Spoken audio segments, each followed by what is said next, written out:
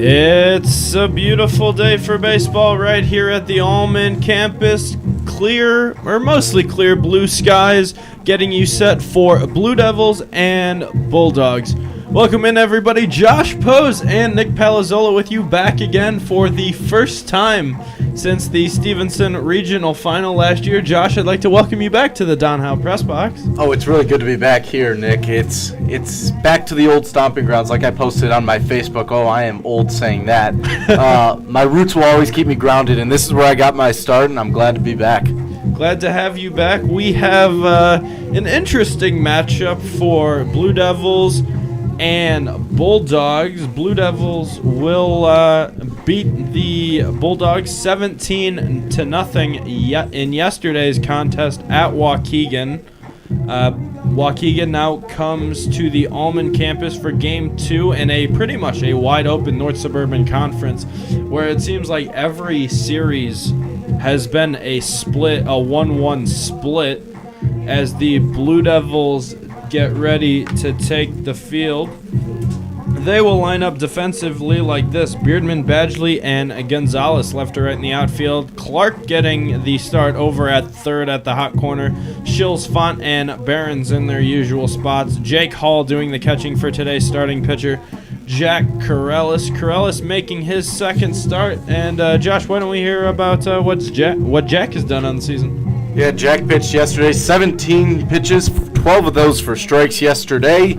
He has free reign to go as deep as he can. The only, I almost just said Hoosier pitcher, but only Blue Devil pitcher that is sporting a 0.00 ERA in his appearances this season. 1-0 record, and he looks to go off that kind of a weird arm slot he has. Funky as we see him warm little up.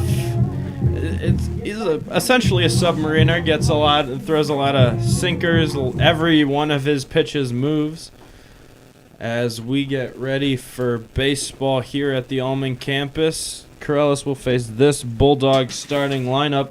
It'll be Chavez, Aguirre, and Solis. First three Bulldogs up. Maione, and then Thorpe, Rodriguez, and Campos Flores. Round out the Bulldog starting lineup. Weather for today's game: 49, feels like 45. Winds blowing from right to left at 7 miles per hour. And Nick, I know you've been asking me all about this. The UV index today on May 3rd is 3. I don't even know what that means. That means you can get tan, or actually, in your case, you can get burned today. I did not wear sunscreen. So, being in the press box, I didn't think sunscreen was required. I don't remember the last time I did wear sunscreen.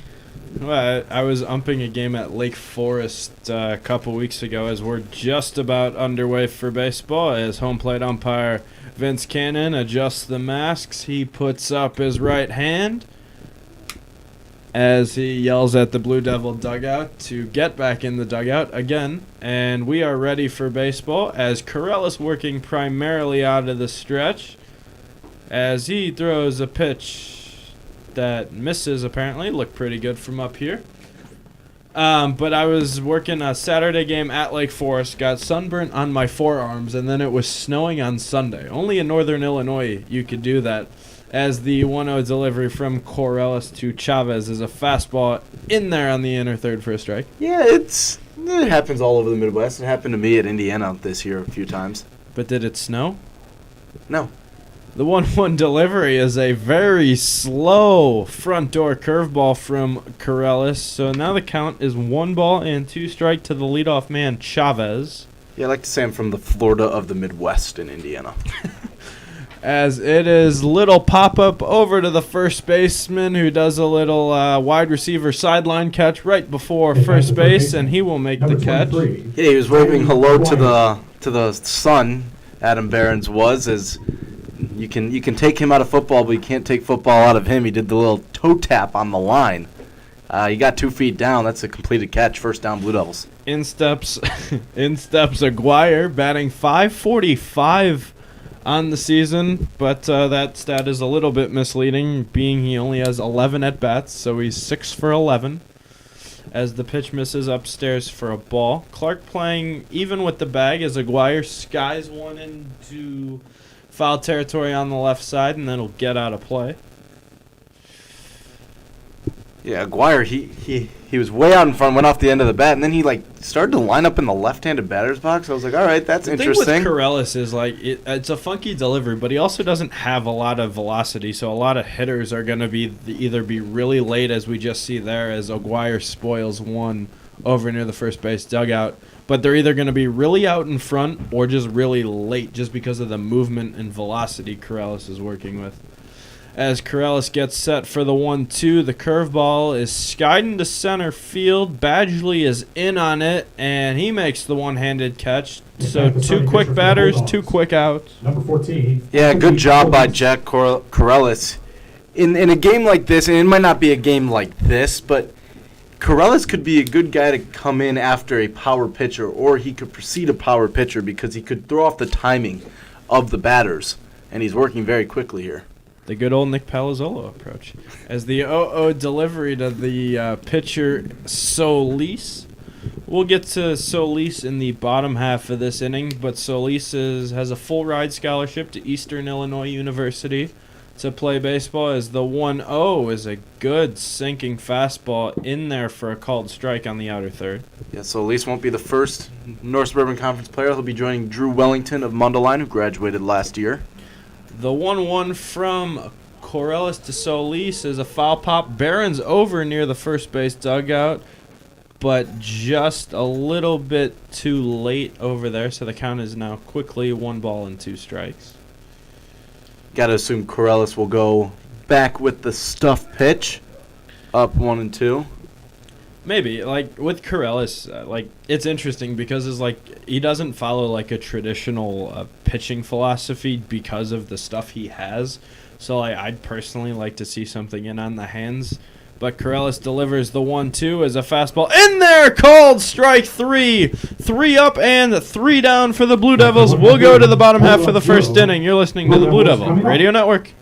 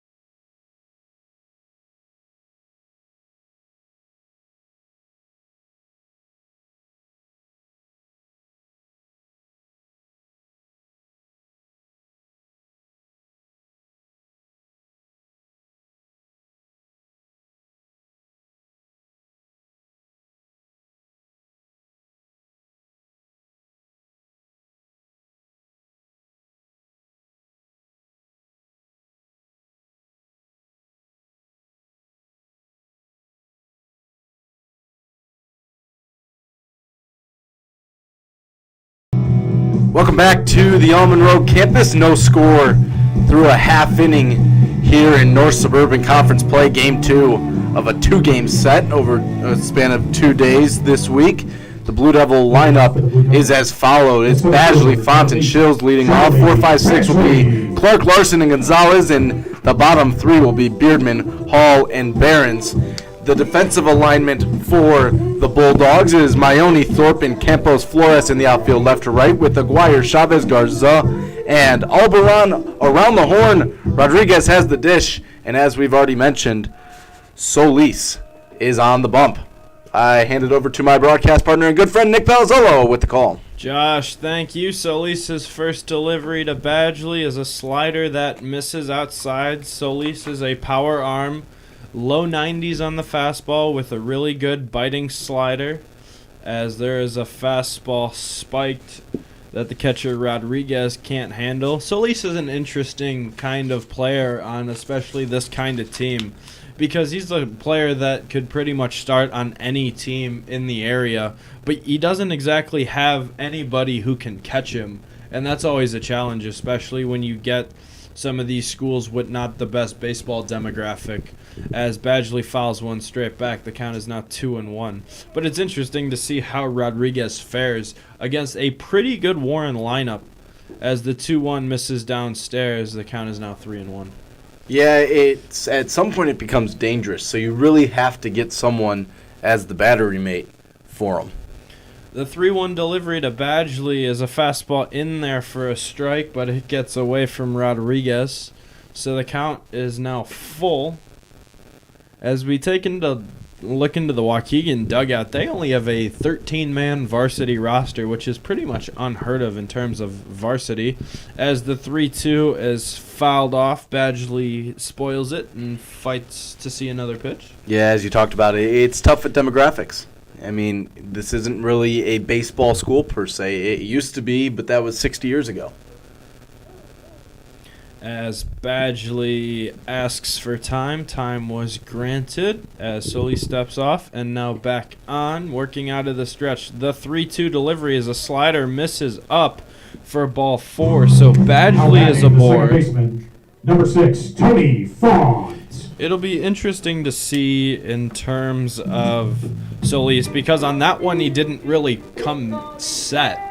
So it'll be interesting to see if that changes. So in steps Font. Their shortstop Chavez is essentially playing right next to second base. Interesting defensive alignment for the Bulldogs, as the first pitch is a front door slider that misses inside to Font. And a check on Badgley at first base, not in time. Badgley, surprisingly, only 3 stolen bases on the year, as the 1-0 delivery to Font is popped foul, and that'll reach the solar farm. Yes, the solar farm. Actually, that noise that was just played right there, they actually play that in Indiana, and I giggle every single time. The 1-1 delivery from Solis is a slider in there for a called strike, so Font will go to work with 2 strikes here early in the bottom half of the first inning. The 1-2 delivery is a wicked slider swung on and missed by Font, and that was an excellent pitch by Solis for out number 1. Yeah, that was what some may say, the kids might say, a sword, Nick. I mean, now you see me, now you don't. Pulled the string on him, 1 away. Solis only 13 1/3 innings to his name so far this year, but he's recorded 33 strikeouts in those 13 1/3 innings, as Shills takes downstairs for a ball. Shills rocking the hoodie underneath. That's been a common theme for Shills here at home, rocking the blue hoodie, as a check on Badgley once again at first base is not in time. It's definitely a look, one of the looks of all time. Yeah, well, personally, I'd always have sleeves on, and anything below like 70, as Shills gets jammed and just fights it off as it rolls foul up the first baseline. See, I've done that once. I was always the guy, if it was 95 degrees on turf, I was wearing an Under Armour. See, except for that 140-degree day, I forgot it at home. The 1-1 delivery to Shills is a slider that is fouled in and out of the glove of Rodriguez, so the count is now 1-2. Solis doing a nice job early, staying around the strike zone. You see it typically, we saw it last week with Ryan Garrity of Mundelein. Just because you throw hard doesn't mean you throw hard for strikes. And that was Garrity's problem, why he was only limited to 2 innings of work against the Blue Devils. So the 1-2 delivery from Solis to the batter Shills. The kick and the pitch is a fastball that misses upstairs, but goes in and out of the glove of the catcher Rodriguez, as we mentioned before. So Badgley will scamper into second base and is now in scoring position with only one out. Yeah, you gotta think. You gotta believe that Solis has struggled with the confidence because of his catcher not being able to catch the pitches, and give credit to him for still playing. Sure. I mean, there's a lot of guys that would just said, no, I'm not going to play. Especially when you already have a full ride, as the 2-2 delivery is a nasty slider called for a strike. So Shills goes down looking. Cole Clark. So Badgley walks as the first Blue Devil to face Solis, but the last two have gone down via the strikeout. So now in steps the batter Clark, who is batting tree on the season. Okay, Pat Foley. When I do this by myself, it gets a little lonely sometimes. Now you know how I felt that entire 2021 season. As Solis throws a slider that misses upstairs, but Rodriguez's throw meets Charlie Badgley at the second base bag. Yeah, you got to call me no-hitter and jinx it, but we'll get into that a little bit later. The 1-0 delivery misses badly outside. Badgley will advance the extra 90 feet, and now the count is 2-0. Essentially an automatic take situation, you would think, if you're Clark. Clark has had familiarity with Solis, playing essentially all of their youth travel baseball and high school travel baseball together, so he knows exactly what he's getting. So the 2-0 delivery misses outside, so the count is now 3-0. And the 3-0 from Solis is in there for a called strike, so the count is now 3-1. As the batter Larson, who homered in yesterday's contest, waits patiently on deck. The 3-1 delivery is a slider that misses inside. Now hitting the designated So hitter. Cole Number 28. Clark walks. Larson. Clark takes off for first base, and once he hits first base, he will advance to second. Solis pump fakes Clark and then pivots to throw to Badgley, but Badgley was still staying on the bag. They call that the wheel play. Try to get steal a run, but Clark is now in at second base after the walk. Confused the home plate umpire, too. If you're not ready for it, as Larson takes a very ugly hack at that wicked slider Solis features. That looked like Clark from Benchwarmers type of swing right there. The 0-1 delivery to Larson is a slider that misses inside, as Waukegan thought they had strike two. So did Solis. He put his hand in his head in his hands and now gets ready to do the 1-1.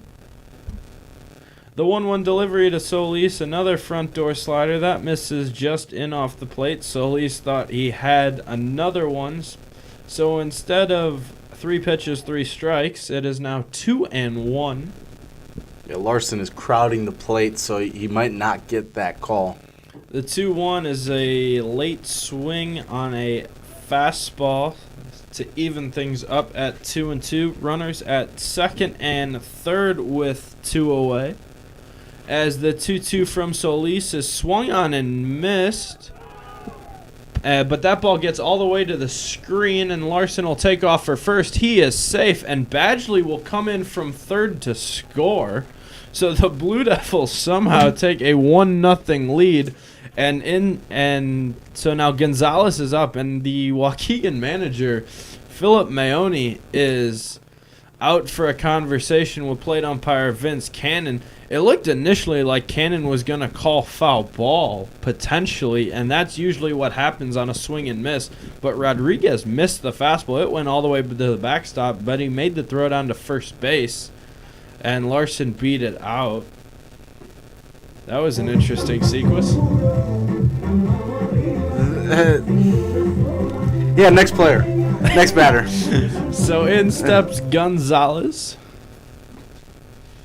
So somehow a run scores on Solis's third strikeout of the inning, but it doesn't get him out of that. I now know why he has 33 strikeouts in 13 innings, Nick. He has to throw at least 4 per inning. Mm-hmm. There was a game earlier this year where I think it was Palatine. No, it wasn't Palatine. I'm trying to remember the game as Gonzalez takes downstairs to even things up at 1-1. I can't remember who we were playing. It might have been Deerfield, but they punched out 4 Blue Devils in the same inning, and we scored 2 runs somehow, if memory serves me correctly. As Gonzalez golfs one into left field, over is the left fielder Mayoni towards the line, and he'll make the catch. But the Blue Devils score 1 on no hits. We'll go to the second. You're listening to the Blue Devil Radio Network.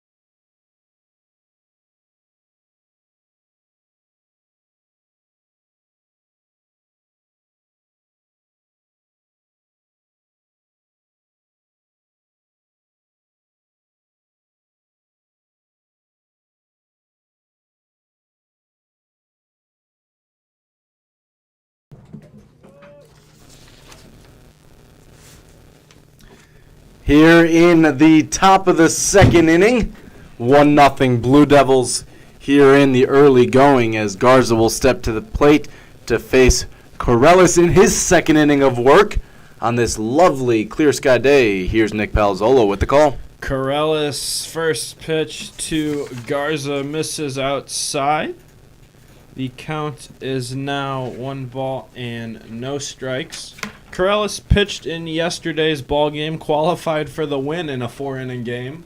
Pitched 2 innings through 17 pitches, 15 of which were strikes. As the 1-0 delivery is that the little lofty changeup, I think, Corellis is featuring on the inner third for a called strike. I don't think Anthony Solis is quite happy about that call. As the 1-1 delivery is inside, and that'll hit Garza. So Garza is aboard with a hit by pitch, the Bulldogs' first runner of today's contest. We don't have a track man here, Nick, but I'm going to tell you that pitch might have clocked in at maybe 42 miles an hour, it seemed like. That was something. Corellis, but again, it's not how hard you throw. It's can you get outs as a pitcher. Yes. We learned that from you. This is true. As Corellis quick move over to first base, not in time to a stumbling Garza. And in steps the batter, Jalen Alberon. Alberon playing first base today. Coming in, hitting right at the Mendoza line of 200. As the 1-0 delivery, or the 0-0 delivery rather, misses downstairs for a ball, as of course we're having scoreboard issues, because why not? The 1-0 delivery from Corellis in his hunched over set position is a fastball, apparently just on the outer third for a called strike. It seemed to be quite a bit outside, but Vince Cannon, our home plate umpire, disagreed. Yeah, maybe he's ready to be on his way home at this point. I don't blame him. The 1-1 delivery misses behind the batter Alberon, so Garza will move into scoring position.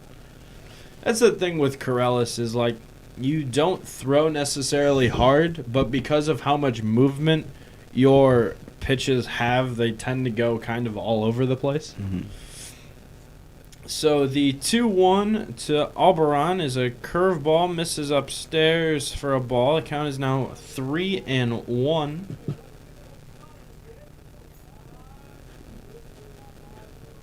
And the 3-1 delivery hits hits Alberon in the upper left shoulder, in the helmet. Number 13. So the first two batters this inning reach for the Bulldogs, and in steps Maone, who is presumptively head coach Philip Maone's son, I would assume. Same spelling on the last name. Can't believe that Maone is all that common. Never know. You could see him dropping down a bunt here. As he does square to bunt, it's fielded in front of the plate, but Hall can't handle it cleanly, so that'll likely go Now as an hitting the center E2 as fielder, Hall tried to number take 22, the shot at Colin third Thorpe. base. So the first three Bulldogs reach, 2 on the hit by pitch, 1 on an error. As we take a look to the Blue Devil bullpen, southpaw KT Brown is throwing. Yeah, there hasn't been a hit in this game yet, Nick. There has not. There has been 6 base runners, but not one of them for a hit. As the batter Thorpe takes a swing and a miss. As the catcher Hall asks for time, and time is granted with the bases loaded and nobody away. The 0-1 delivery, pickoff move to second is not in time. The runner Garza didn't really move on a pickoff move to second base. You'd like to see him at least maybe draw a throw over to third base. The 0-1 delivery to Thorpe is upstairs for a ball. Fastball just misses above the belt. So Barron's the first baseman playing in on the grass. Clark playing even, but now starts in as the 1-1 delivery is a front-door curveball in there for a strike. So the count is now 1-2. And the 1-2 delivery from Corellis, a long look at Alberon at second base as there's a grounder up the third base line, but that'll get foul.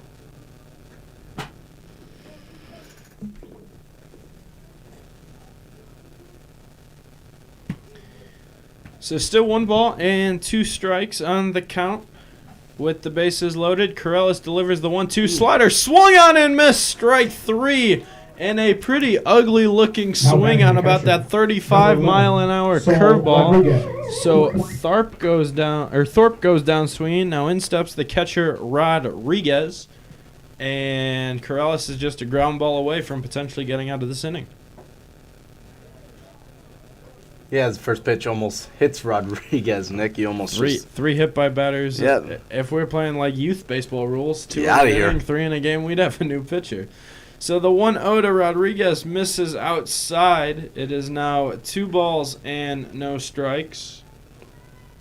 Corellis already at 28 pitches, 16 of which are strikes. The 2-0 delivery to Rodriguez is up as Hall thought that was good enough for a strike, but it looked to me that Hall just kind of stood up, came up from his crouch a little bit too early and potentially blocked the plate umpire's view. As the 3-0 is foul tipped into Hall's glove, so it is now 3-1. Yeah, Barron's playing behind the runner at first base. So we have some sort of delay. I think the plate umpire Vince Cannon wasn't ready and had his mask off as Corellis already came set apparently. But nonetheless, the 3-1 with 1 out and the bases loaded. Corellis a little leg lift, and that misses outside for ball 4. So the Bulldogs tie this game Number 21, at Fernando 1, Campos Flores. and neither team still has a hit. So in steps Campos Flores as Garza comes in to score.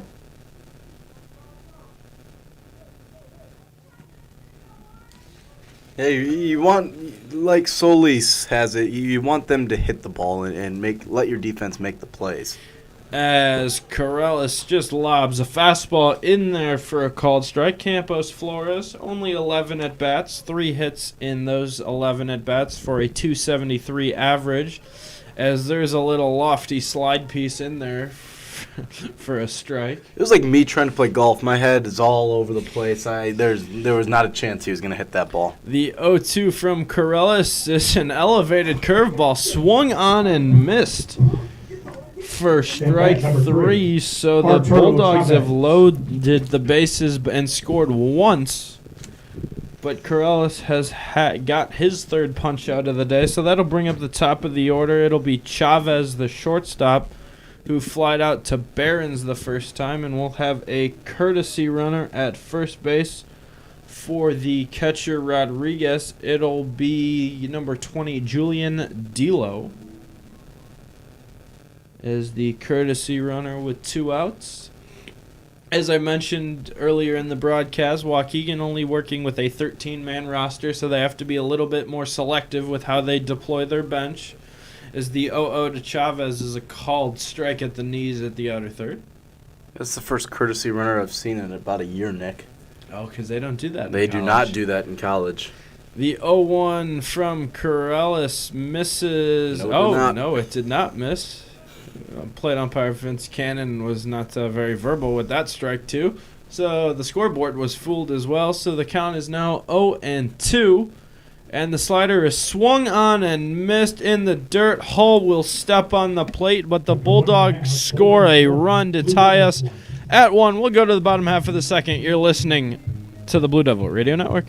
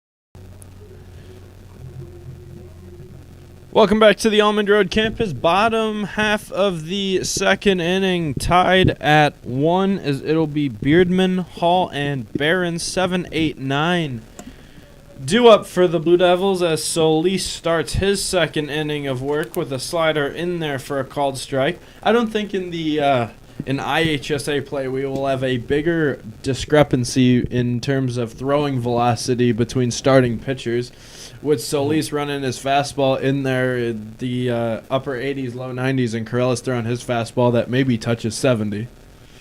Yeah, it's a tough day to be an umpire right now. It's the worst. Trust me, it's the worst. As the 1-1 delivery misses downstairs for a ball, and that'll go all the way to the brick backstop, so the count is now 2 balls and a strike. You just had a chance to do a rhyme. There's going to be a ball, and it went to the wall. No. And I'm a poet, I didn't even know it. Who am I, Dr. Seuss? The 2-1 delivery is a fastball that misses inside. 3-1. Only good poets can make a rhyme anytime. No, let's stop this. Cancel the post-game show. It's not going well. As the 3-1 delivery misses for ball 4. So Beardman is on, and in steps Hall. Hall has seen split playing time with the other catcher on the roster, Beck Keldberg. Hall batting .235, but he has walked 7 times with a .480 on-base percentage, so the average isn't necessarily there as he squares around to bunt and pops it foul over near the Blue Devils' third base dugout.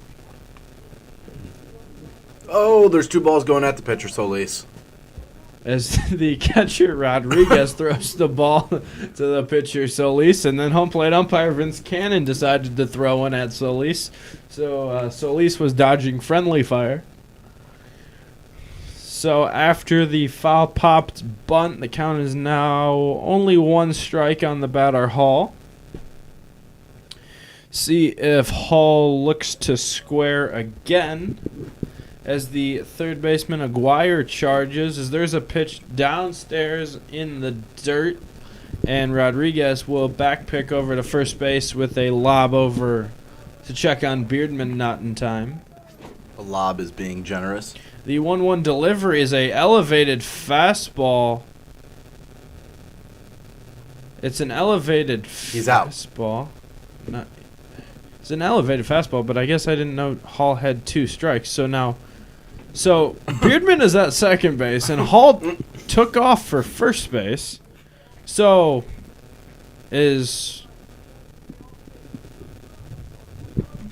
he was wrong on 2 levels. That wasn't even strike 3. So it wasn't even strike 3. And if it was strike 3, he couldn't take first because first base was occupied. I am so confused. The baseball IQ right here is just fantastic. Well, the count is, I think, 1 ball and 2 strikes, so Beardman is on second base somehow. And the 1-2 delivery is a slider that misses outside, and that gets away, so Beardman will scamper into third. Oh, he can go home. And he is now 90 feet away, and the count is even at 2 balls and 2 strikes. You know, normal. We get this. What is happening? The 2-2 delivery as there's a fastball that runs in and hits Hall on the hand as he throws his bat towards the dugout in a tad bit of displeasure as he'll hit first base. And there will be a mound visit and a courtesy runner. So as there will be a mound visit, we'll step aside right here on the Blue Devil Radio Network. Blue Devils have first and third with no outs.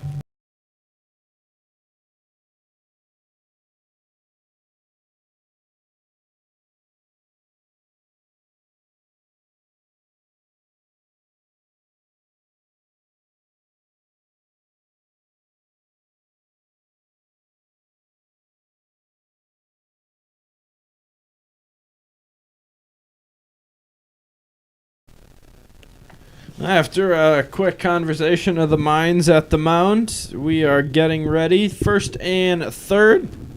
Senior KT Brown is at first base as the courtesy runner for Hall. As Hall was just hit on the hands, and in steps Behrens, who takes a fastball. As Brown takes off for second, but Rodriguez just kind of lobbed back to the pitcher. So Brown scampers into second base. So it is now second and third. Defensive indifference? I don't know. The One of those botched plays. The 0-1 delivery misses downstairs. Yeah, I think they tried to run the good old delayed steal pull-up where Brown would try to get into a rundown and Beardman would take off home. As Behrens almost wears one, he had to get out of the way of that one relatively quickly.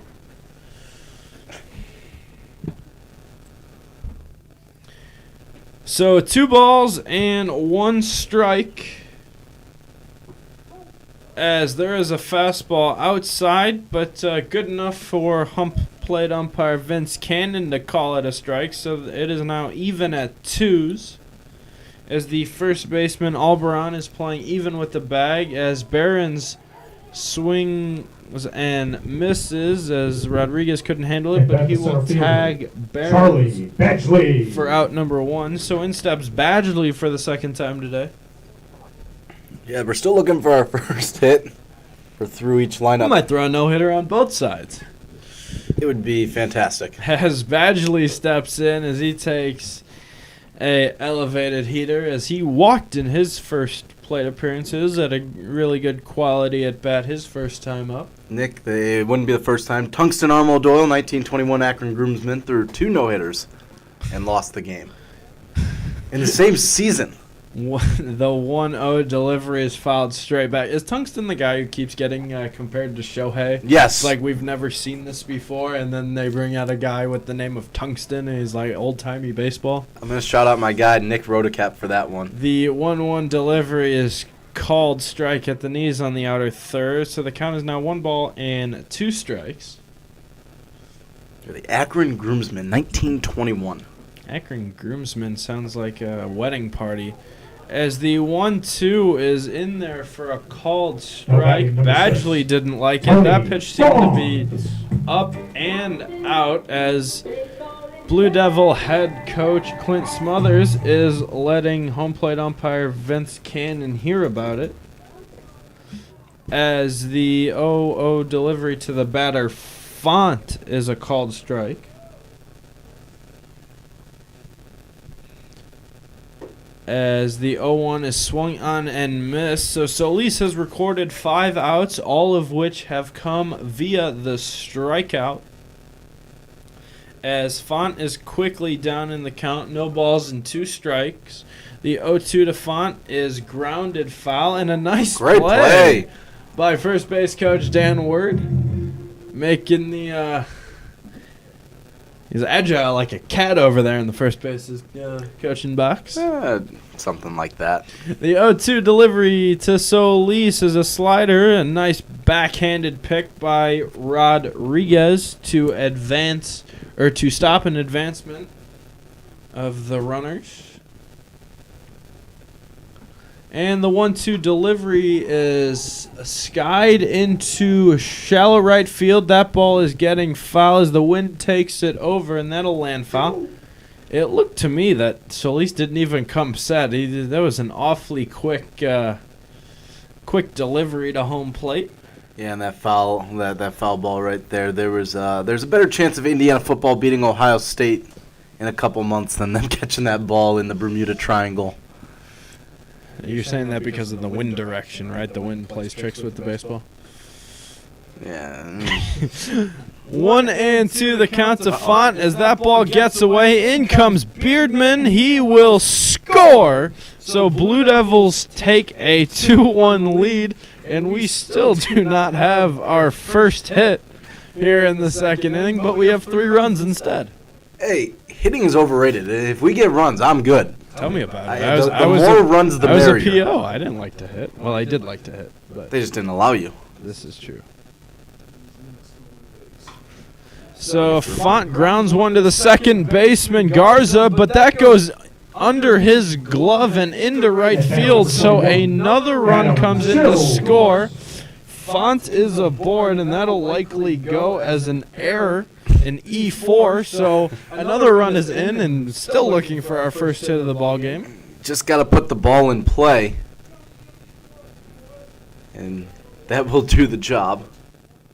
So 2 outs as Font takes off for a delayed steal to second base as Solis, again, another lob back to the pitcher Solis, and Solis looked fired, but a second baseman Garza wasn't over there. Yeah, Rodriguez was hitting his cutoff, man. We'll give him that. To second base? Yes. As Shills golfs one into right field, and there's our first hit. Font hits third, and he will score. And Adam Shills is aboard with an RBI single. Blue Devils lead 4-1. Yeah, great job by Shills. RBI number 24 on the season for him. And the first hit of the ball game, so Solis will not have a no-hitter. Solis' last outing gave up, I believe it was only a couple hits, as there's a slider in there for a called strike to Clark, as Shills is in there with his team-leading 8th stolen base down at second base. yeah, the right fielder Is practically standing in the nice bathroom facility as Clark skies one into shallow center field. Back is the shortstop Chavez. In is the center fielder Thorpe, and that one is dropped, and Shills will hit third, and he will score. And Clark will go towards second base because nobody was there. Blue Devils now lead 5-1 on Evan Larson. a hit. Yeah, that's a hit. That's a hit. No one touched it. That was a tough play considering the wind. That one was RBI number 16 on the year. So Clark is hustle double. Yeah, that's a double. And we'll give Clark a double. So another extra base hit for Clark as he doubled in yesterday's ball game. So in steps Larson ahead in the count 1-0 as there is a slider swung on and missed, even the count at 1.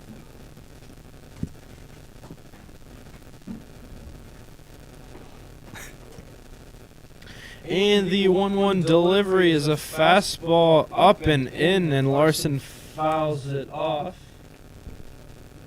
Straight back.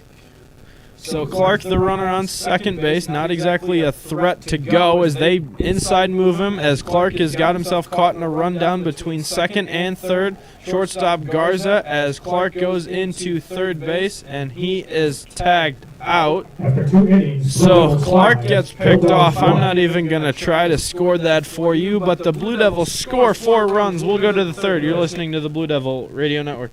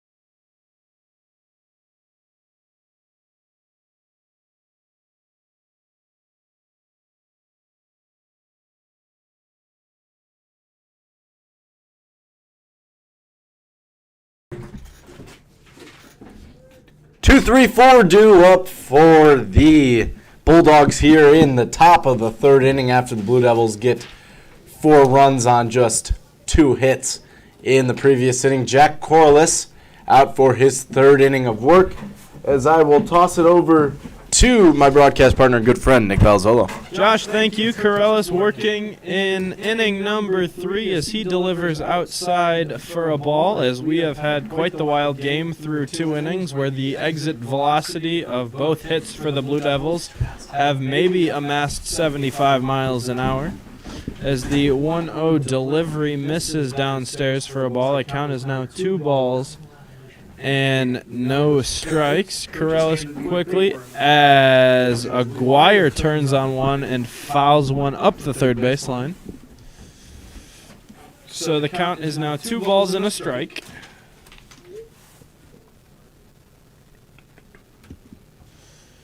As the 2-1 delivery is just a little sinker that just kind of floats up there but misses high, so the count is now 3-1. Aguirre flied out to Badgley in center field, who is essentially playing left center field, and the right fielder Gonzalez is practically playing center field. That's quite the outfield extreme shift. So Aguirre is now walked, and in steps the pitcher Solis, who went down looking.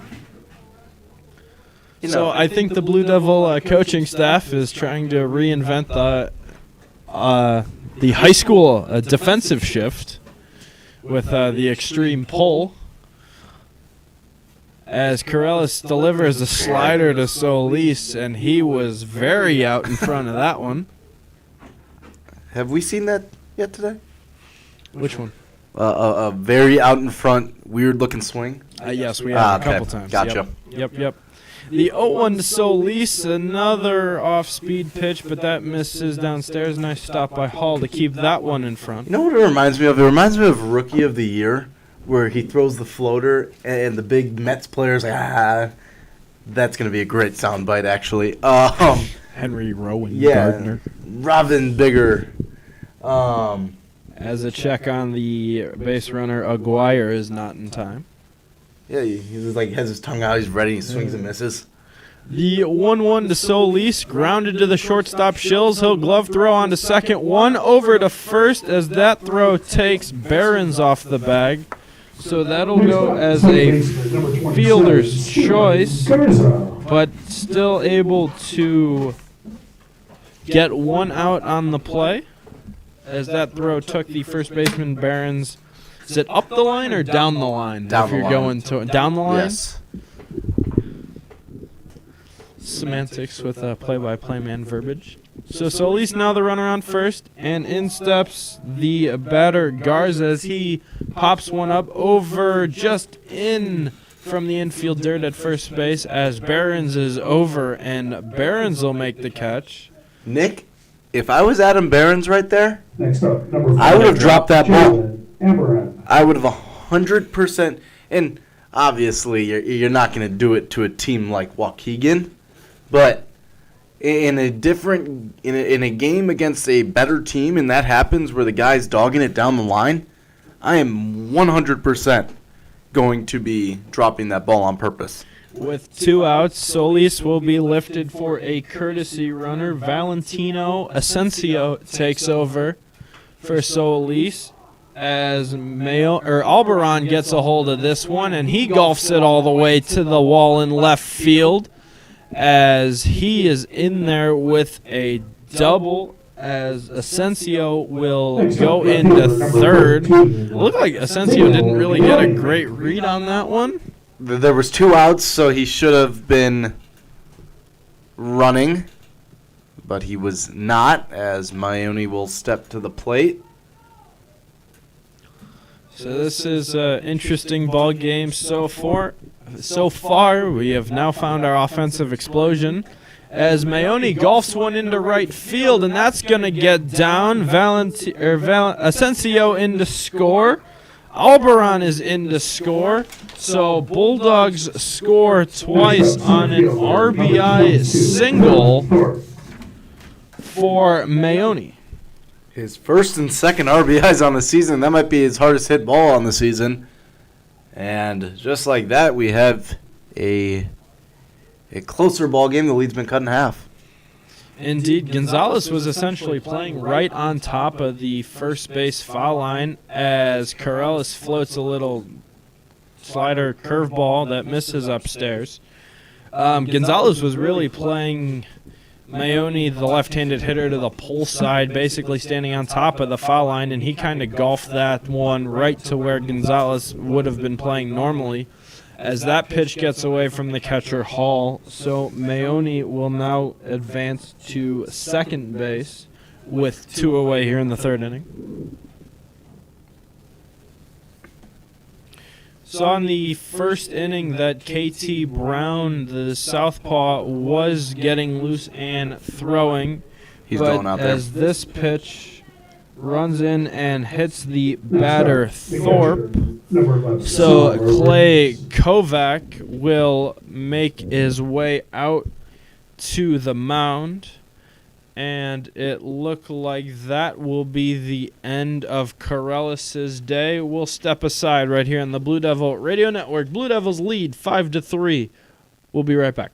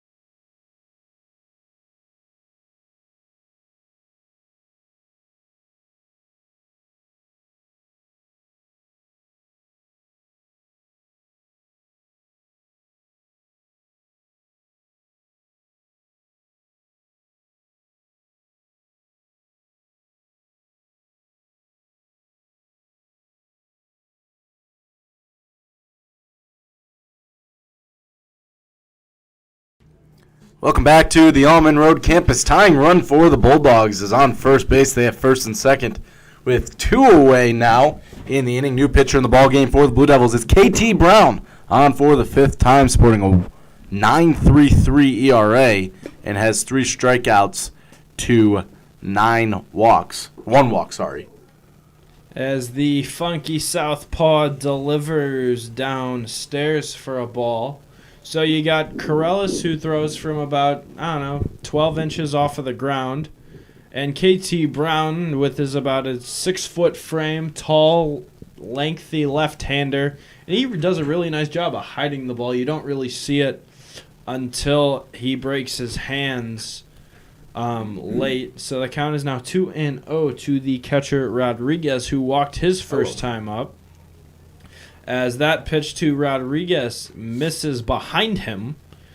Yes, you heard me correctly. That missed behind him, the right-handed hitter. So now the runners now at second and third with 2 away. But now the count is 3-0 to Rodriguez. Brown comes set, delivers the 3-0. That misses outside. So Rodriguez walks for his second time today. The right fielder, number 21, Fernando Campos Flores. Yeah, definitely not what Clay Kovac wanted to see as we look to have another noodle going to the left field bullpen. It looks to be Kyle Carpenter. He is now starting to throw in the Blue Devil bullpen.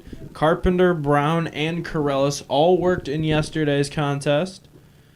As Brown misfires again, that is 5 straight deliveries that have missed the strike zone. Yeah, at least he's consistent. I'd prefer it not to be. The 1-0 delivery is downstairs again, 6 in a row. As Clay Kovac talks with Coach Smothers. And now Carpenter starting to throw with a tad bit of urgency. The 2-0 delivery misses way inside, so 3-0. Blue Devils have had trouble holding leads with their bullpen in this season.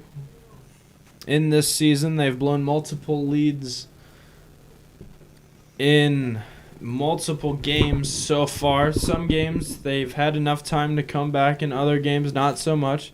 So 7 pitches for Brown, none of which have been strikes.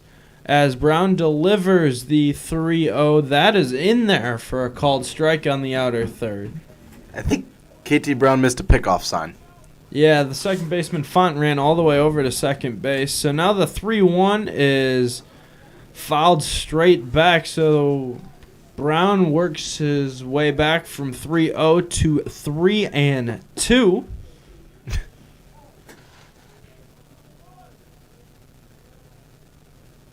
Get a human rain delay behind the plate. Guess so. The 3-2 with 2 outs and the bases loaded. Brown working out of the stretch. Delivers. Swung on and missed. Strike 3. Hall will step on the plate for the force out. So the Bulldogs score twice. We'll go to the bottom half of the third. Blue Devils lead 5-3. You're listening to the Blue Devil Radio Network.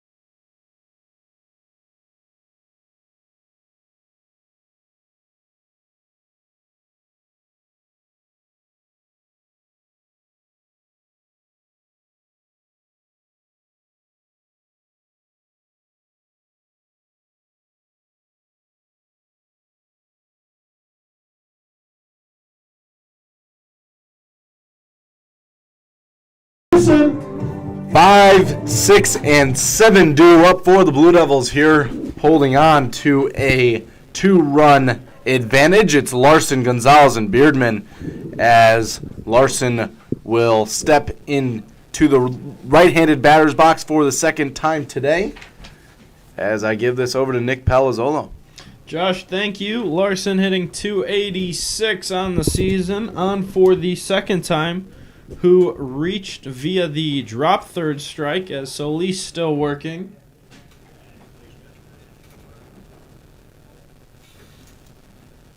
As the count is now 2 balls and no strikes after a ball is low.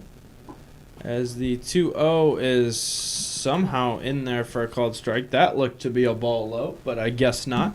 Yeah, it just touched the black on the outside corner. Just because it's above it doesn't mean that it's not high or low. Semantics. As the scoreboard has turned off, so this will make everybody in the viewing area happy. The 2-0 delivery to Larson is just a little jam shot foul near the Bulldog dugout at first base. Brown able to work out of the jam in the top half of the third inning in relief of Corellis as the 2-2 pitch misses upstairs. The count is now full. As Larson will look to reach for the second time. The 3-2 misses outside ball 4, so Larson is aboard with a walk. And in Next up, steps the right fielder, Gonzalez. Number 23, Jacob Gonzalez. Yeah, this is... Wow, what a walk-up song, Nick. Danza Kuduro? See, Wow. I mean, if he was in a warmer environment, this would be like A1, but... Whew. you saying Lake County, Illinois isn't a warm environment? As Solis fires a fastball in there for a called strike. Yeah, I say it's not a warm environment, then we get to August, and I'm sweating like a damn fat kid at summer camp. So Hey. me at summer camp when I was growing up. Be nice. Is it camper now? Yes. Yes. Is that fat camp? No. Oh. It's a campground. Ah. As the 0-1 delivery is swung on and missed as Gonzalez looks to adjust here with 2 strikes. As he flied one out to the left fielder Mayoni in his first trip up as the 0-2 delivery misses upstairs. Larson not exactly a threat to go at first base. So the count is now 1 ball and 2 strikes. Solis comes sets and delivers as Gonzo spoils one, and he fouls one off of the catcher Rodriguez, and it seems like he wore that one in a tough spot. So as Rodriguez gets looked at, we'll step aside right here on the Blue Devil Radio Network.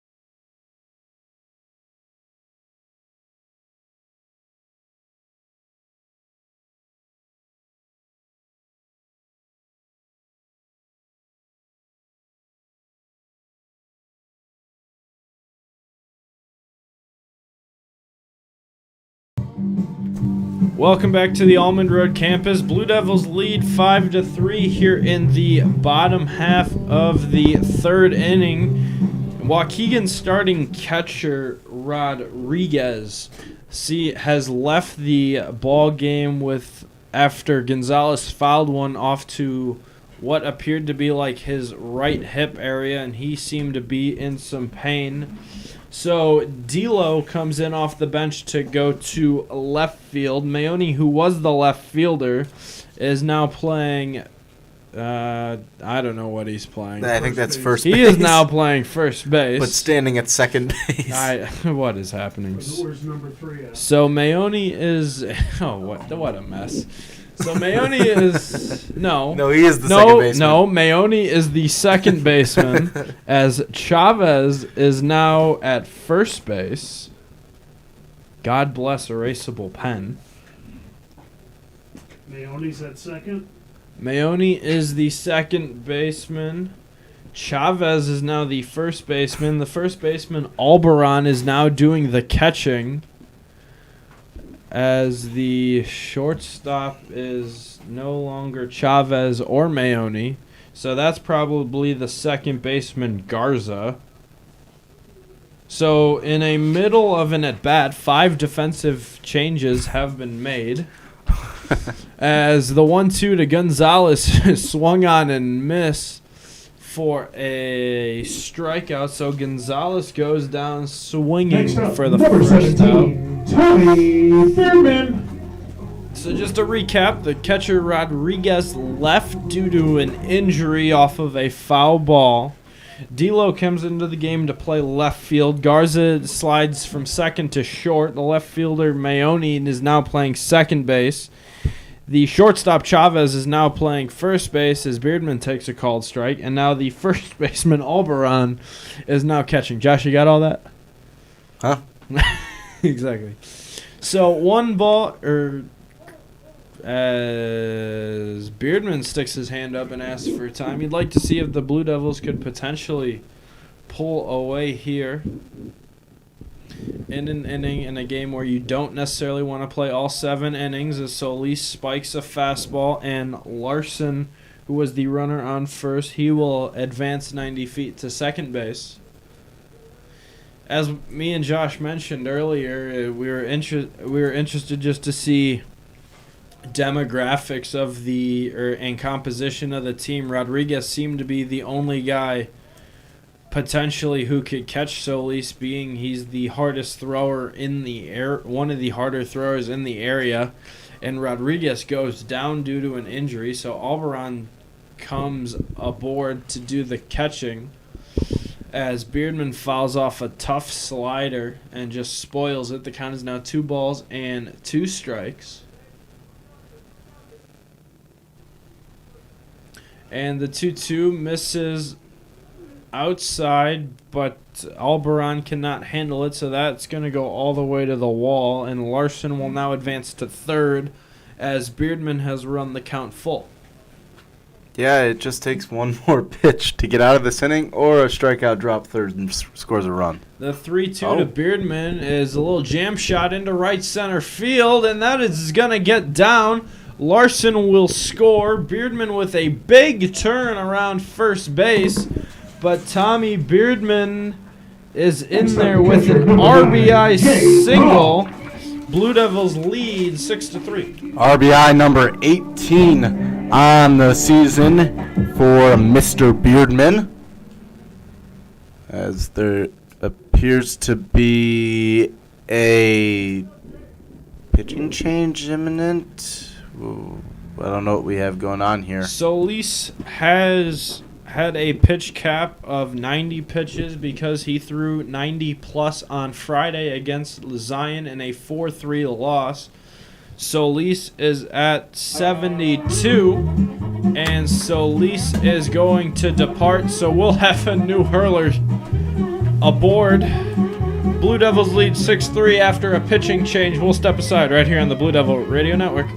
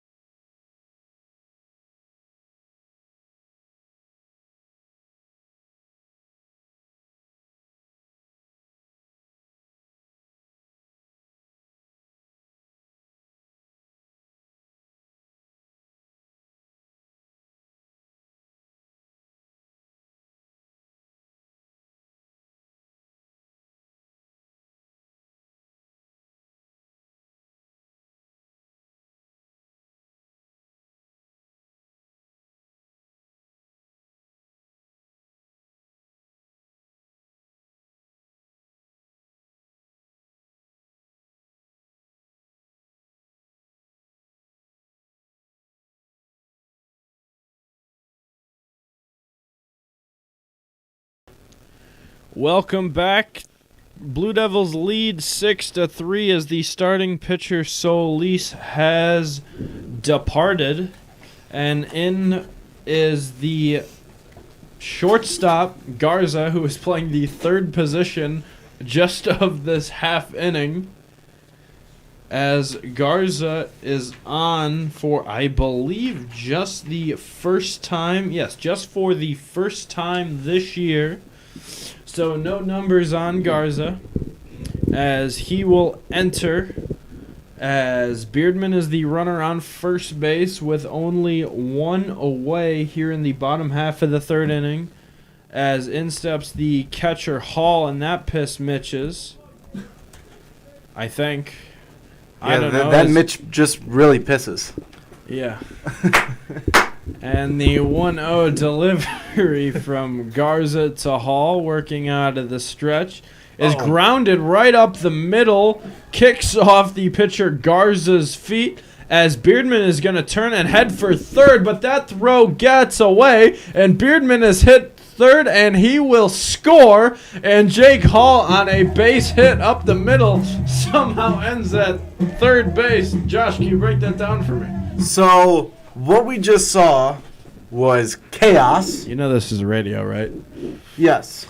So I was gonna keep going. I still haven't done a TV game yet. Next up, number Okay. 22. I'm not gonna lie. I'm gonna pause what I just saw there, Nick, and I just watched Thorpe absolutely toss his glove down. He's in frustration. Not great body language from the center fielder, but the frustration always mounts. So in steps Barons with Carpenter, Kyle Carpenter, the senior speedster, taking over at third base as a courtesy runner for the catcher Hall.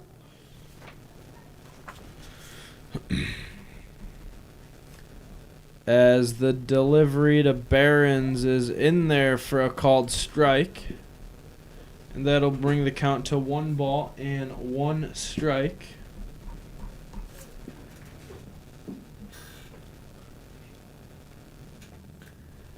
One and one to Barons, misses downstairs for a ball. The count is now 2 balls and a strike. Carpenter was seen warming in the bullpen this prior inning, but with Brown now into the game as the pitcher of record for the Blue Devils, as Barons lines one foul that'll just get out of play down near the third base bullpen as the Taco Bell horn sounds. Got me hungry. Yo quiero Taco Bell. As the count is now 2 balls and 2 strikes to the 9-hitter Barons. As the 2-2 misses outside, the count is now full. Barons struck out swinging his last time up.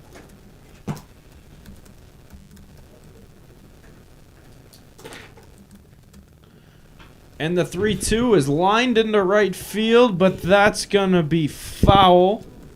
Just up the first baseline. So with Carpenter the runner on third, Solis's line is complete. 2 1/3, 3 hits, 7 runs. Only 2 of them earned, 4 walks, and 6 tickets punched. 72 pitches, 39 strikes. So his day on the ledger is done as the 3-2 misses outside ball 4 as Barons is aboard with a walk. Will he take off for Next second up, base? number 8. Nope. Charlie Badgley. So in steps the leadoff hitter Badgley for the third time in 3 innings. He is come to bat in every inning so far as Barons takes off for second base as Badgley takes a called strike on the outer third that went in and out of the glove of Alberon.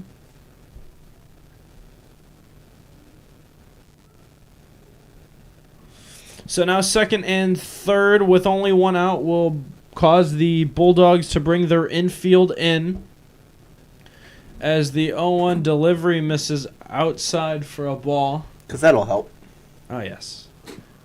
Especially with the high velocity of Garza's throwing arm. Great faith from the right fielder here, standing on the right field line. He's basically standing on the foul pole.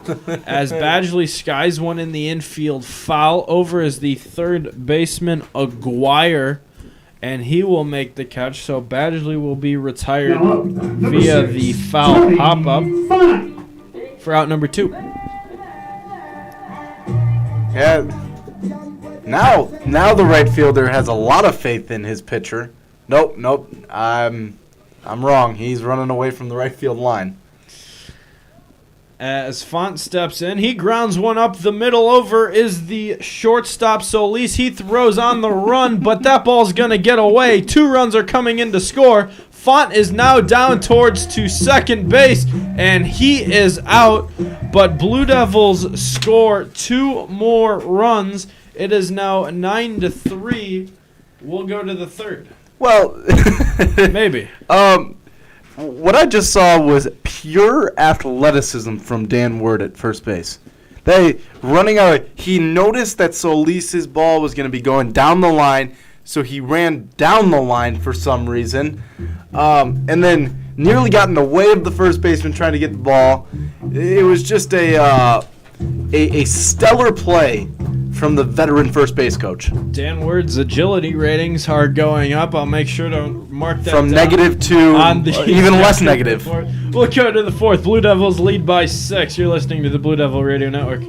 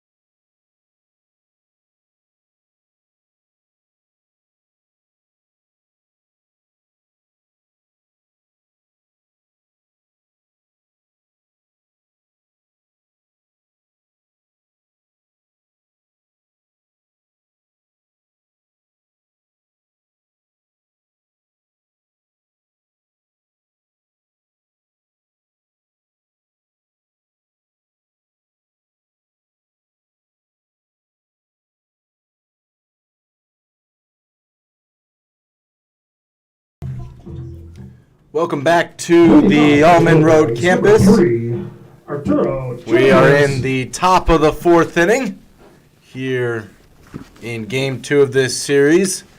Top of the order is due up for the Bulldogs as Chavez, Aguirre, and Solis to face KT Brown in his first full inning of work as I toss it over to my good friend Nick Palazzolo. Josh, thank you. The first pitch to Chavez misses downstairs for a ball.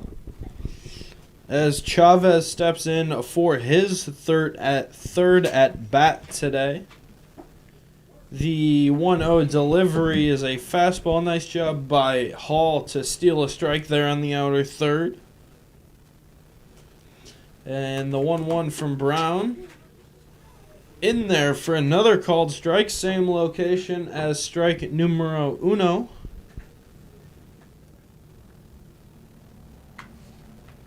And the 1-2 to Chavez, slider swung on and missed, strike 3. Hall will throw down to first base to complete the strikeout, 2-3. So Chavez down on strikes for the second time today.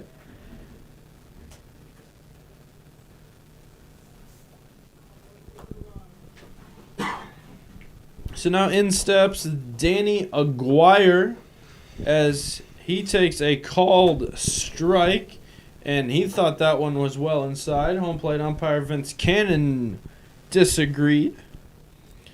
Aguirre is walked and flied out to center field in both trips up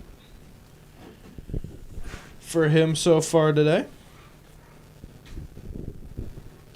Is the 1-1 delivery from Brown is a backdoor curveball, and that's a good one. The count is now quickly 1 ball and 2 strikes.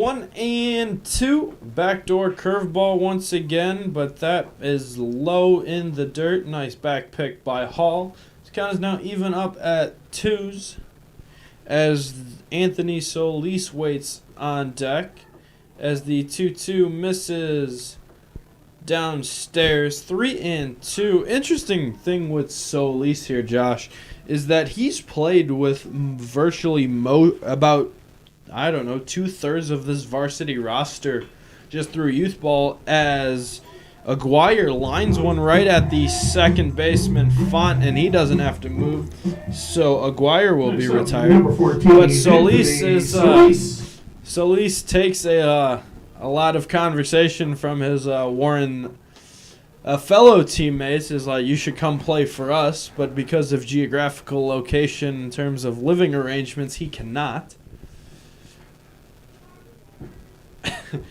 As Brown misses inside, and Solis with a long look at Brown after that one.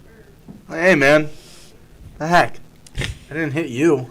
It's because KT doesn't get to hit. Still. The 1-0 delivery is grounded to the third baseman, Clark. He fields it on the run. Throw on to first is in time. A very athletic play by Cole Clark as the Bulldogs go down 1-2-3. We'll go to the bottom half of the fourth inning. You're listening to the Blue Devil Radio Network.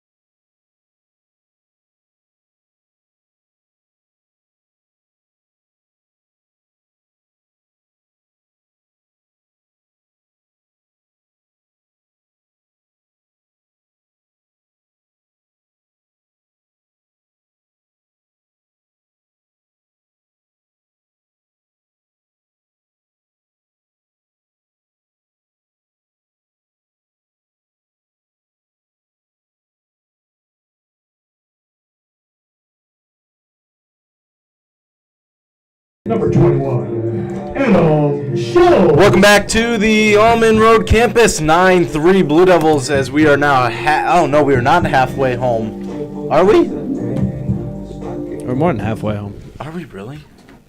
Well, No, we're 3.5. No, we are halfway home. Sorry. Hopefully After games 7 of- or less. After games of 9 innings, as Shills, Clark, and Larson will be batting, here's Nick Palazzolo. As Shills sees an elevated heater, he swings at an elevated heater, and he misses.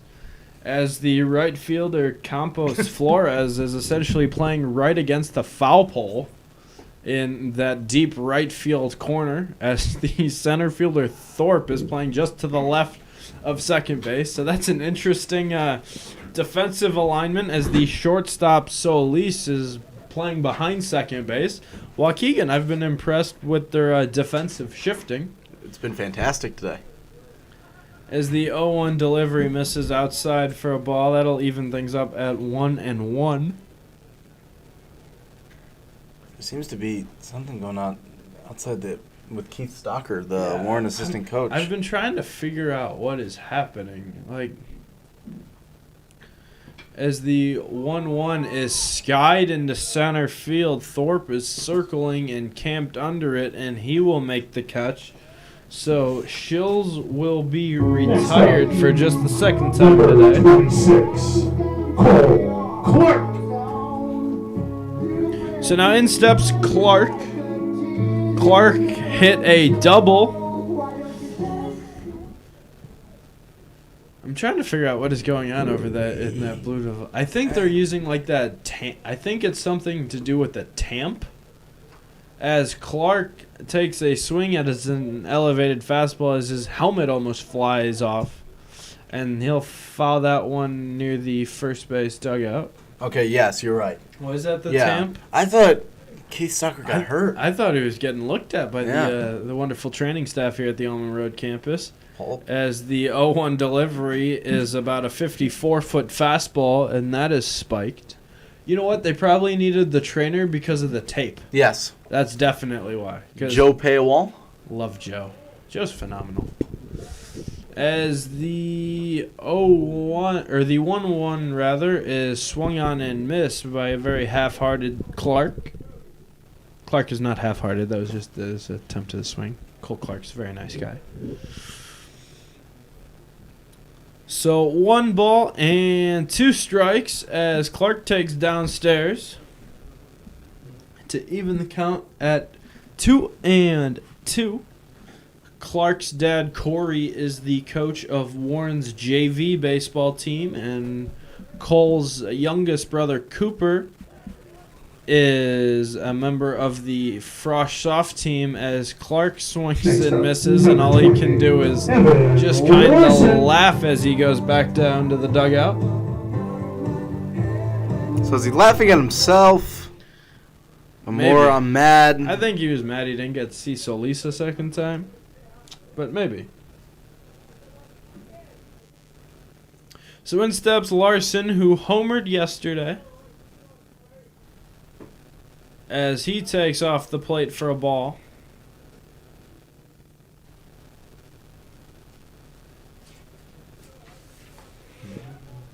Even though there is a different handness hitter, the right fielder Campos Flores is still playing deep in that right field corner. So Straddling the line, Nick. essentially that's what he's doing. He's not actually doing it, but he's like within 15 feet of the first base line. That's interesting defensive alignment. That cost a fortune for all that land in right center field. You can put a house up there. you could put the Larson takes townhouses. upstairs. Yeah, it's houses built right on the Almond Road campus. You could probably fit about 2 of them in Yeah. space between the center fielder Thorpe and Campos Flores. As the 3-0 delivery is in there for a called strike, Blue Devils lead 9-3 here in the 4th. They scored 4 runs in the 2nd and the 3rd inning and tallied 1 run in the 1st. As Larson grounds one to the shortstop Solis, he'll throw on to first, but a nice job by the first baseman Chavez to hold the bag as Solis kind of overcooked that one. We'll go to the 5th inning. You're listening to the Blue Devil Radio Network.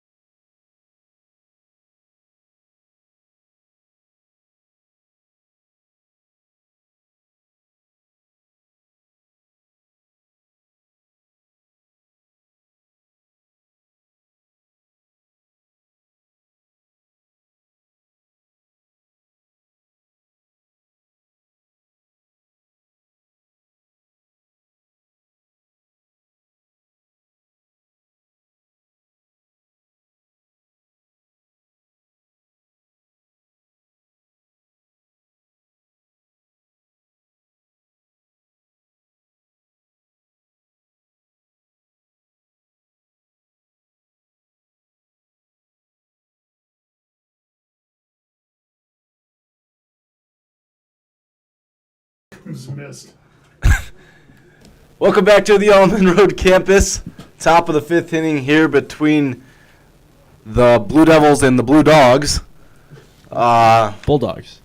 Well, we have a change of name as there is no winning run or winning feat 90 run away here in the top of the 5th, but we have some baseball yet still to be played.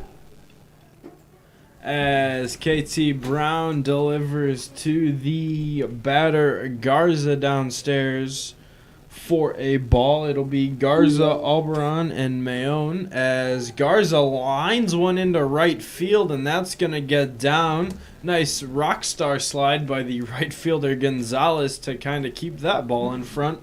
And Garza is aboard with a base hit. Yeah, he's on Rock and Roller Coaster in Orlando, Florida, at Disney's Hollywood Studios. Good reference. Yeah. Life in the fast lane. Oh, wow. Woo! Look at you. Man, it's like I never left. In steps Alberon as that Hit him in the pitch foot. hits Alberon in the right foot, and Hall still has no idea where the baseball is. He has both hands up, and then he looked at his dugouts. The best part as a catcher is like when you block it and you don't know where it is. Everybody in the dugout is screaming right there. Well, where exactly is right there? So Alberon reaches via the hit by pitch. Garza will advance to second. Still nobody away. So in steps Mayone. The left-on-left matchup as Hall thought he had a strike, but Vince Cannon, home plate umpire, disagreed. So 1 ball and no strikes as Mayone puts his hand up and asks for time, but KT Brown just started his motion when time was granted, so he did the smart thing and delivered the pitch anyway.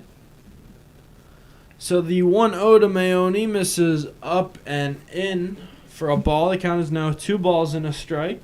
It's interesting for Waukegan that their head coach, Philip Mayone, doesn't coach the bases. He is on the bench as the 2-0 delivery misses inside. So KT Brown is working himself into a jam right now. Count is now 3-0. Carpenter's going to head to the left field pen. Yeah, it's only about a matter of time as the 3-0 delivery to Mayone is in there for a called strike. So Brown will need to battle all the way back from 3-0. And now 3-2 as Mayone fouls one in the batter's box.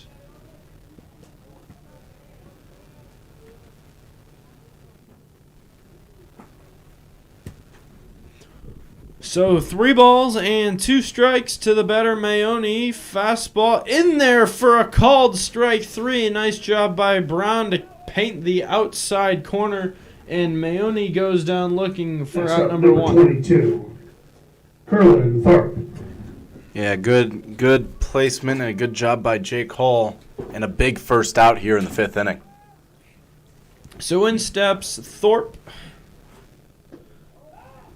As he takes downstairs, Hall pump faked a back pick down to first base, trying to get Alberon.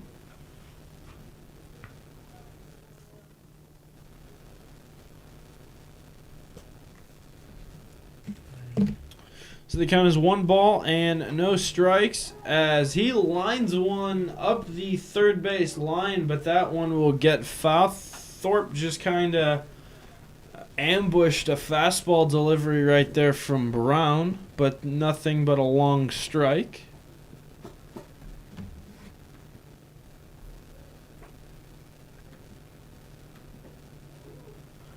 And the 1-1 delivery is taken just downstairs for a ball. So the count is now 2 balls and a strike.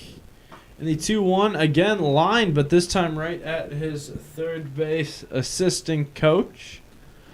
So now again another strike as Thorpe. Jim Thorpe. Jim Thorpe. Yeah. As he is now ahead on both strikes as he hit foul balls. And now the 2-2 delivery from Brown is a curveball, but fouled as Hall tried to sell it to home plate umpire Vince Cannon. Even though the ball hit the ground, he was able to catch it on the way up. See if he could steal an out there. So the 2-2 once again is swung on and fouled. Hall again trying to sell the call, thinking he might have stole another strike on back-to-back pitches. Yeah, it doesn't hurt to try. Right? Never has ever hurt to try. The 2-2 once again. Backdoor curveball just missed. KT Brown and Jake Hall thought they both had strike 3 to Thorpe. So now the count is run full, and the 3-2 is a little weak ground ball, but that's going to get foul up the third baseline.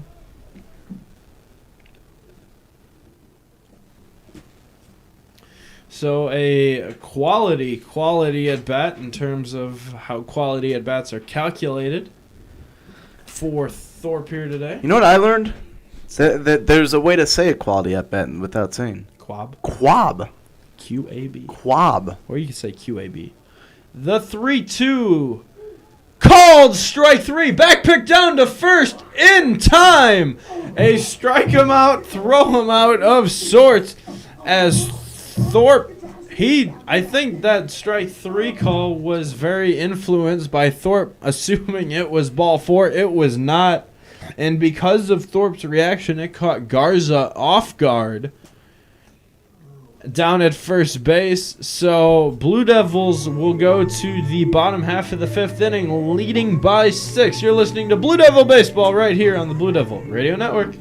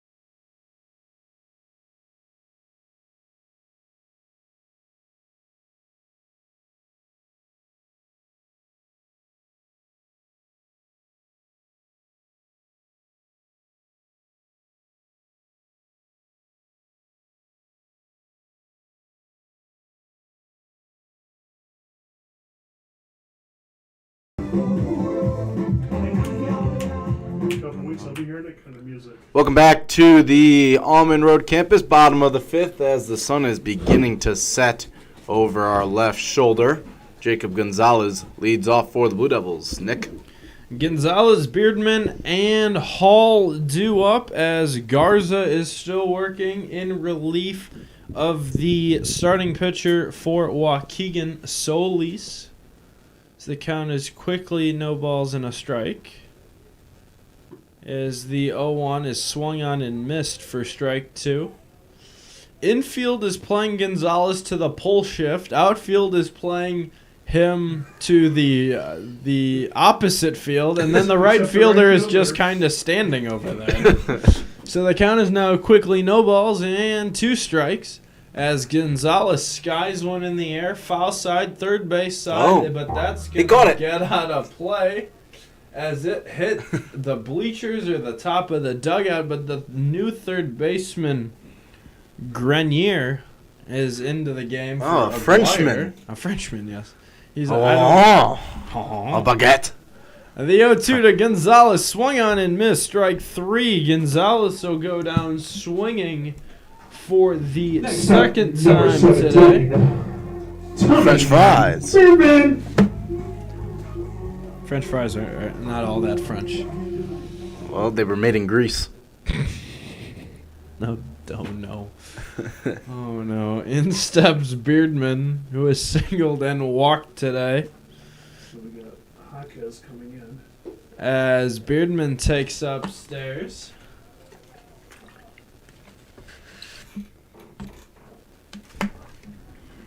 The count is 1 ball and no strike to the senior Tommy Beardman, who swings on and misses. Beardman has committed to go play collegiate baseball at University of Wisconsin at Eau Claire. Eclairs. Oh, my God. What is it with you? The 1-1 to Beardman is in there for a called strike. That is now 1-2. I get hungry. This is true. I'll get hungry at some time. Yes. So Beardman now behind in the count, has some work to do with 2 strikes. 1 ball and 2 strikes. The pitch from Garza misses downstairs as Garza and the second baseman Mayoni thought they had strike 3. There's only 1-0. We've seen some things today. As the 2-2 delivery from Beardman is grounded to the shortstop, Solis fielded on a backhand and thrown on to first in time.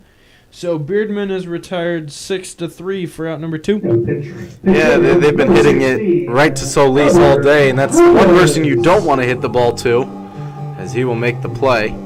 As we have Albert Jaquez. Jaquez pinch hitting for the catcher, Jake Hall. Jaquez just yesterday committed to play collegiately, while we're on the topic of college baseball, to go play at my school, College of Lake County. Go Lancers. As Jaquez sees the first pitch from Garza downstairs for a ball.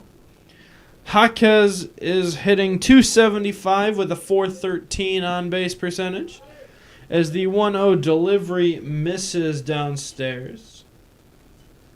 Jaquez leads the team in a category you do not want to lead the team with offensively in strikeouts, with 18 of them in 51 at-bats, as the 2-0 delivery misses outside for a ball. The count runs to 3-0. Yeah, he's wearing the nice ski mask, I would say. Shiesty, as some of the kids call it. The youngins. The Utes. The 3-0 from Garza to Jaquez misses. Oh, I guess it didn't miss. It looked like it missed, but Vince Cannon disagreed with me, so he called it a strike. The count is now 3 balls and 1 strike. As Barons waits patiently on deck, the 3-1 to Jaquez is grounded foul, and by ever so slightly, as Grenier tried to backhand that one, but is about a foot foul. Foot foul. It's like a bowling term. He's got some long hair. Do you think he has like a rat in there making his dinner for him? All right. The 3-2 to Jaquez in there for a called strike as Garza gets Jaquez swinging as the catcher Albaran goes to throw it around the horn, but turns out that was the third out of the inning. We'll go to the 6th inning. You're listening to the Blue Devil Radio Network.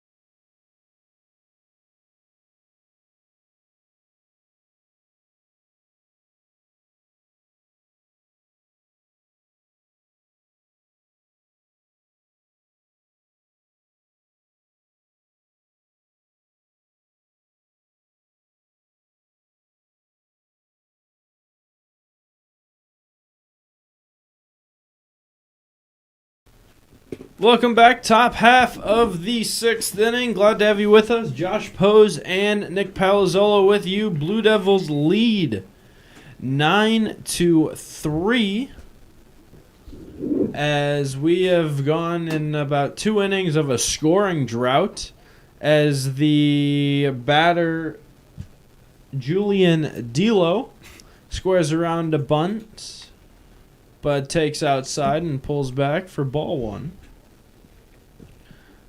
As ball 2 misses downstairs, as we still need a baseball, as Hogg puts his glove behind him to ask Vince Cannon for the new baseball, but he just kind of throws it back. So the 2-0 delivery is in there for a called strike. KT Brown doing nice work in relief of the starter Corellis. 2 1/3, only 2 base runners surrendered as Delo fouls one as our plate umpire is out of baseballs. All he has to do is look to the away team's on deck circle, and there he will find another baseball.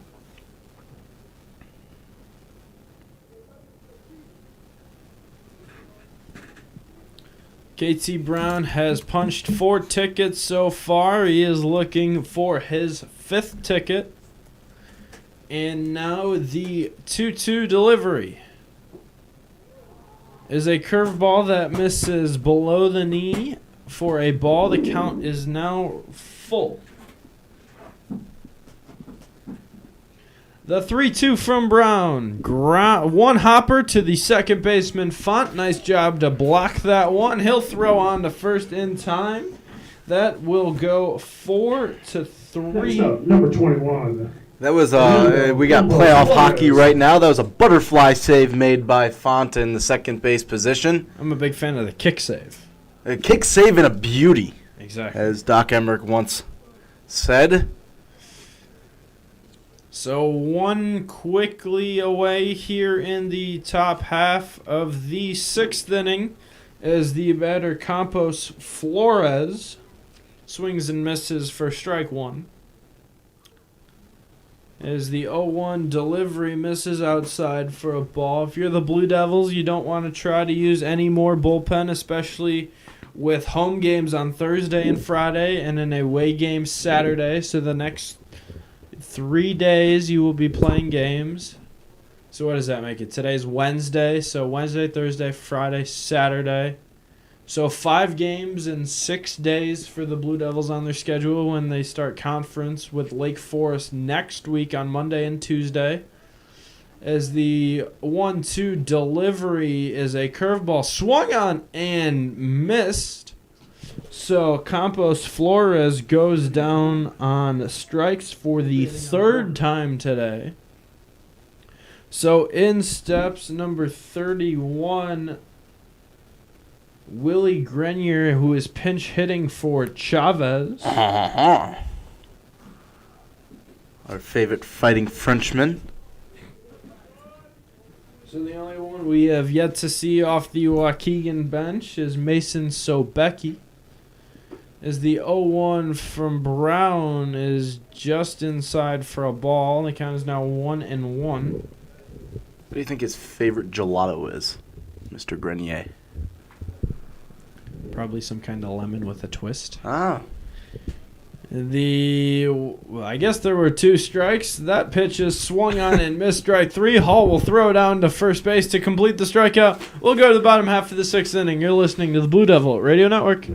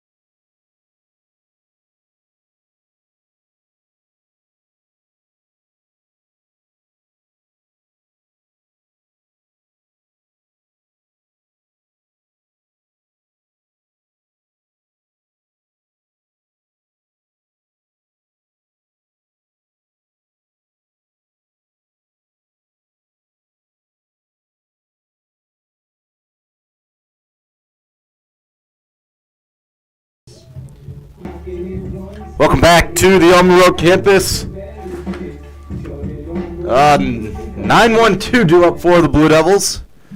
You would not wash your car in the campus river. As he will step to the plate, the Arizona State commit. Good journalism school. Very good journalism school. As Barons takes a called strike. 9-1-2. It'll be Barons, Badgley, and Font. As we take a look to the third base coach's box, it's Clay Kovac getting some reps. As there's a ground ball to the second baseman, Maone. He throws on to first in time, so that'll go 4-3. Number 8, Charlie Badgley. So Kovac, the pitching coach, getting some reps in the third base coaching box. 6-run lead for the Blue Devils, and in steps Badgley, who was 0 for 2 today with a run and a walk. That's funny. A run and a walk. You gotta walk before you run. Well, he ran before he walked, apparently. Not in the first inning. As Badgley takes upstairs for a ball. Did the umpire just drop his clicker? I do that sometimes. I think he just did. did. It's embarrassing. I hope nobody notices. He didn't want anybody to notice. There he goes. Now he's going to go get it. As Badgley foul pops one over near the third base line, and that one's going to get out of play to even things up at 1-1. I just saw something drop from the middle of his legs. Yeah. Sometimes like I will just go the whole batter without a clicker, because if you do one batter, it's fine. As the count is now 2 balls and a strike. I worked with a guy earlier this year. He doesn't have a clicker. Interesting. He doesn't use a clicker. He's got like some kind of way to know the count. As the 2-1 to Badgley misses inside for a ball. Is the scoreboard right that the Blue Devils only have 4 hits? Probably. This has not been an offensive juggernaut game.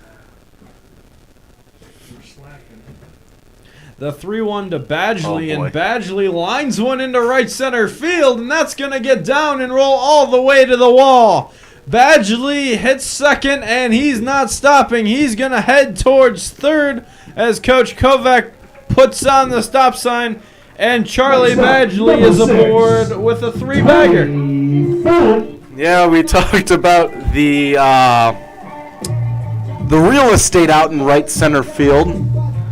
I bet you there's going to be no dead grass there after today because there's been no one standing there in the bottom half of each inning. And Badgley put it right there. If that ball kept rolling, I think he would have scored. If they didn't get to it that quickly, he probably would have scored because Badgley got a pair of wheels on him. As Font steps in and takes ball 1 upstairs, as I take a quick glance over my phone as Badgley hit that triple, all I see is a tweet from a beat writer for the Tampa Bay Rays as that ball gets away and Badgley will scamper home for the Blue Devils' 10th run. Blue Devils now lead 10-3 here in the 6th inning. But I see a tweet from a Tampa Bay Rays beat reporter who I follow on the Twitter, and all it says is Pirates manager Derek Shelton quite upset with umpires. And of course the connection is Derek Shelton went to Warren and graduated from Warren. Trivia. What number did he wear? You told me we did this last year, and I do not remember. We did this last year. As the count is now 3 balls and no strikes. As the 3-0 runs in and hits Font as he disregards all of his apparel. Next up. Or accessories, rather. And he will go to first base. The number was 8. See, why don't I remember that? I should get better at remembering these things. You probably should. As Philip Maone, the Waukegan manager, is out from that first base dugout for the 2nd time today. Not doing any coaching. He's actually going out on the field, though. He is going to make a change, and we have a pitching change. We'll step aside right here on the Blue Devil Radio Network.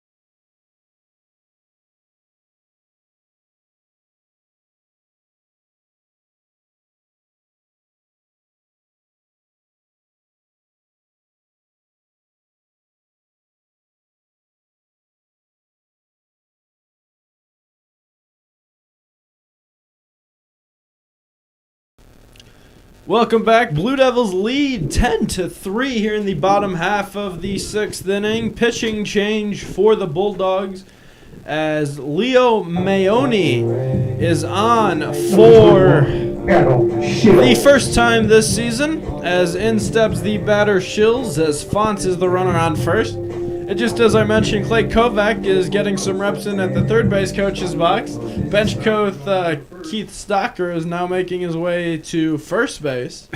So we have quite the match game with the coaching staff. 76? 74. Ah, dang.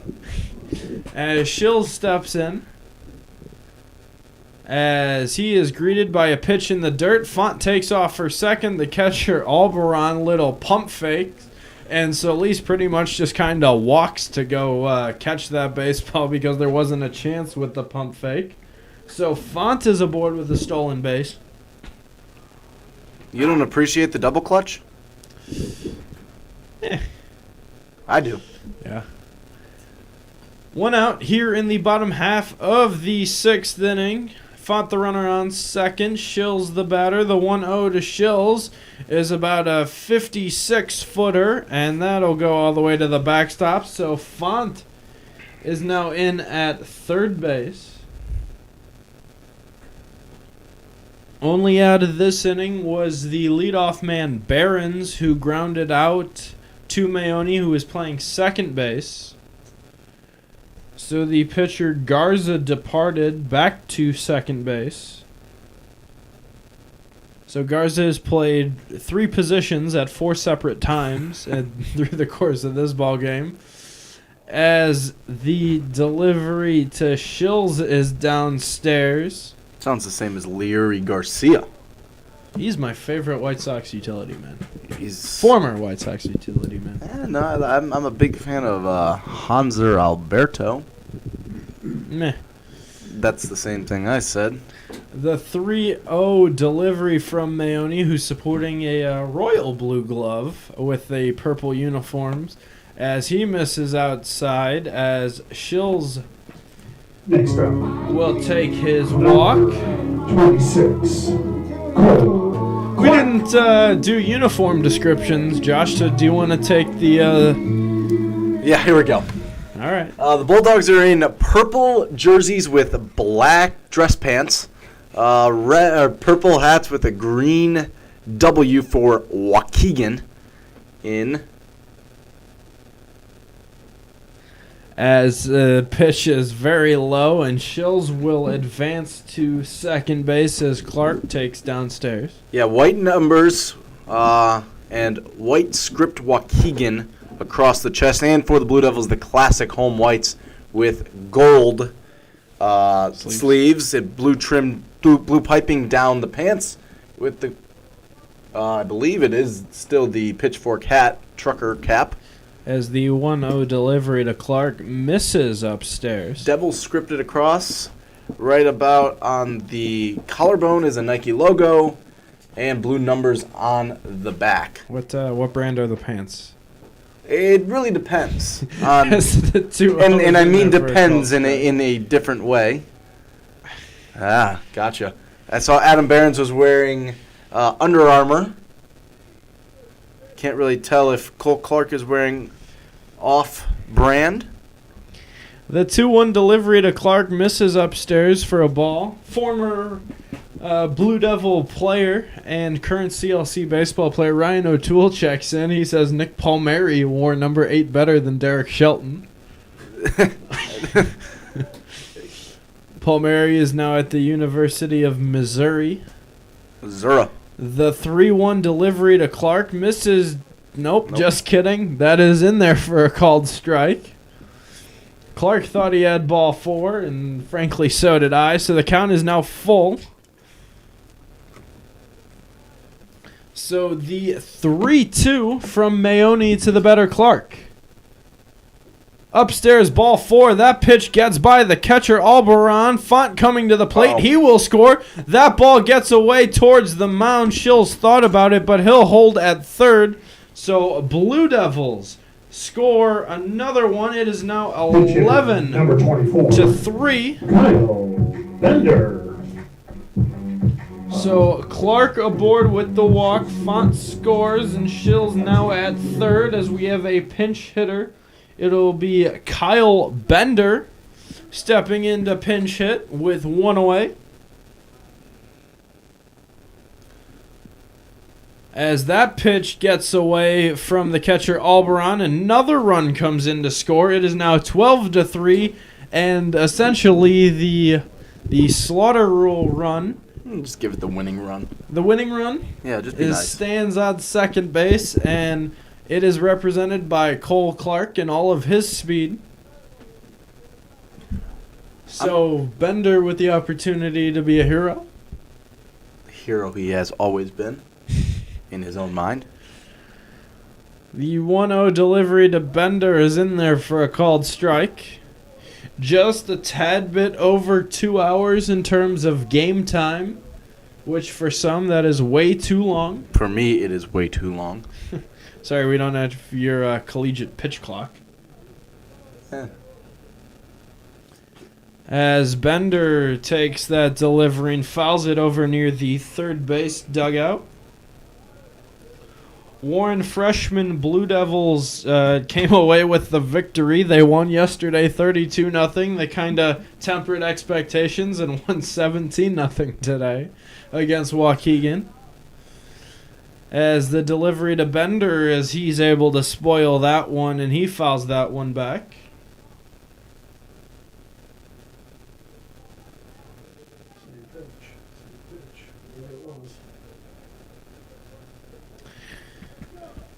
So now 1 ball and 2 strikes. Or correction, 2 balls and 2 strikes. Nope, still 1 and 2. Now 2 and 2. There you go, Nick. I get confused a little sometimes with my 1s and my 2s. So the count is now you know what even. To do. Oh my God. You and your puns and your rhymes. Poet and I didn't even know it. The 2-2 from Mayoni to Bender misses outside and well outside at that. The count is now full as Sam Schmidt has grabbed a bat, and it looks like he will hit for Gonzalez, who is scheduled up next after Bender if he can keep the line moving. The 3-2 to Bender lined into left field, and that's going to get down. Clark hits third, and he will score as the Blue Devils will win this one 13-3 as Kyle Bender delivers the walk-off double as the Blue Devils sweep the series against the Bulldogs 2-0. Yeah, good job by the Blue Devils to finally just start manufacturing runs. Obviously, after Solis leaves, it becomes a little bit easier, but they have done their job. I believe Jack Corellis will get the win. No save. Or no, I think there is a potential for one of those long out save situations. Thank you for joining us. Just kidding. No save. No save situation for KT Brown, as the Blue Devils will be back in action tomorrow right here at the Ullman campus, as we have 2 games on Thursday and on Friday right here at the Ullman campus against Wisconsin schools. Wilmot comes in tomorrow, and St. Joseph Academy in Kenosha will come to the Ullman campus on Friday as the Blue Devils win this one 13-3. Josh, I appreciate you stopping by. Nick, I had a blast like we always used to. I'm glad. Unfortunately, I will not be able to make it to the rest of the games this weekend, as I have some other commitments in the sports broadcasting field. But it was a blast to come back to the roots and call a game with you. One of my actually my best broadcast partner and good friend. And I'm glad you gave me the opportunity to come back and have a little fun today. Absolutely. Blue Devils win this one 13-3. Next broadcast will be tomorrow, 4:45 first pitch on Thursday for Blue Devils and Panthers. For Josh Pose, I am Nick Palazzello saying so long, everybody, from the Almond campus. Blue Devils win this one 13-3.